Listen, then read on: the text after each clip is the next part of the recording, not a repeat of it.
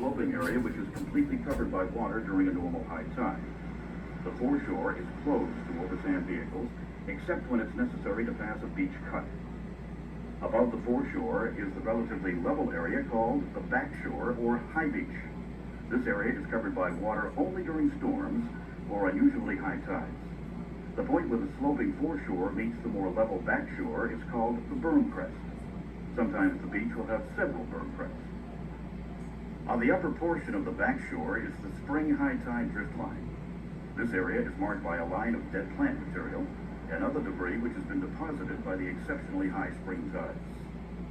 Beach grass here traps flowing sand, which builds and replenishes the foredune. This area is a favorite nesting place for terns and plovers. It is always off limits to driving. The dunes facing the beach is the foredune. By absorbing the brunt of storm winds and floodwaters, the foredune provides critical protection for the dunes and vegetation further inland. The foredune is closed to both vehicle and foot traffic.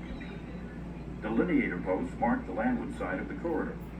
However, these posts are sometimes lost during storms.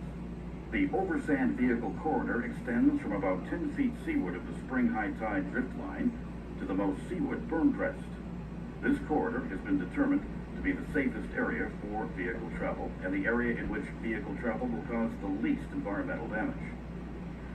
The only time travel outside the corridor is allowed is when it's necessary to cross a beach cut. A beach cut is an area where the foreshore extends all the way to the dune line. Vehicles traveling the foreshore to cross beach cuts must return to the designated corridor as soon as it is practical. Be aware that the sand in a beach cut is soft. It's not uncommon for vehicles to become stuck.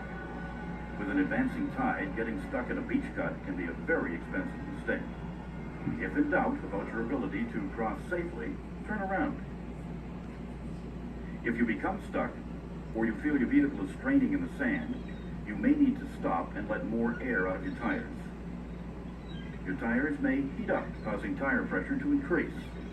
More speed is not the answer. With properly deflated tires, your vehicle should be able to travel the Oversand route at a slow, safe speed. The beaches of Cape Cod are home to several species of shorebirds, including the piping plover, which is listed as a threatened species under the Endangered Species Act. National Park Service personnel monitor nesting activity closely and take action to protect these sites. Once a nesting area with eggs is identified, it is posted with signs and enclosed with a string fence. A wire exclosure is erected around the eggs to protect them from predators, such as foxes, skunks, raccoons, crows, and seagulls.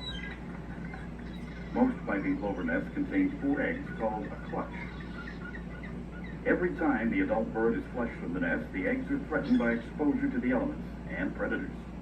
It is unlawful to enter a fenced nesting area or to feed, touch, tease, frighten, or disturb these shorebirds or any other wildlife within the seashore.